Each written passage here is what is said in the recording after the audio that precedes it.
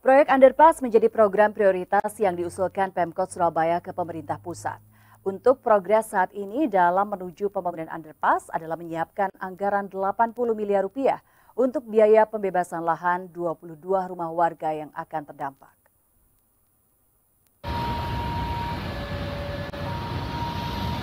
Penyiapan anggaran 80 miliar rupiah itu untuk biaya pembebasan lahan 22 rumah warga yang akan terdampak. Anggaran tersebut berasal dari APBD Kota Surabaya. Proyek underpass menjadi program prioritas yang diusulkan Pemkot Surabaya ke pemerintah pusat yang bertujuan untuk mengurai kemacetan.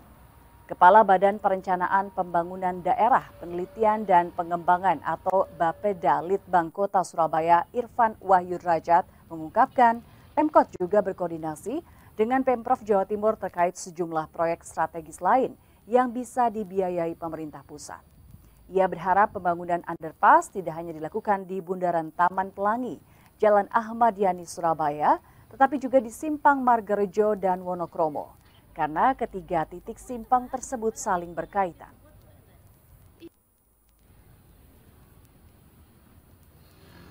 Program prioritas yang kita usulkan ke pemerintah pusat. Timeline gimana, Pak? Untuk yang dorong timeline? Ya kalau untuk yang APBD kita akan kita selesaikan tahun ini untuk pembebasan rumah ya, 22 rumah itu. Kemudian apa yang supportingnya untuk apakah nanti flyover atau underpass ya, kalau kita berhasil underpass itu akan kita kerjakan dulu melalui yang APBD.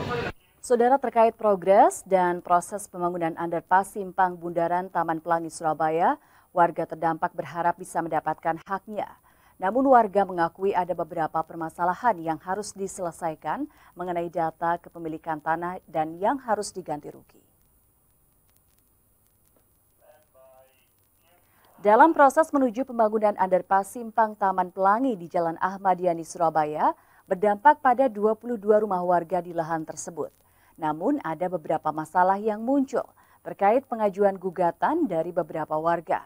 Ini karena dalam pengukuran lahannya atau sertifikat yang akan diganti rugi oleh Pemkot Surabaya masih bermasalah. Ada 22 rumah di Jalan Jemur Gayungan, RT 01 RW 03 yang terdata. Sebagian warga sudah mengosongkan rumahnya untuk pindah karena sudah mendapat biaya ganti rugi dari Pemkot.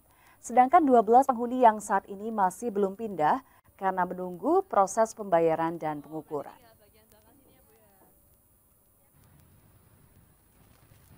Aku ya lebih senang karena juga kalau nggak begitu, kita ini kalau nyebrang juga susah.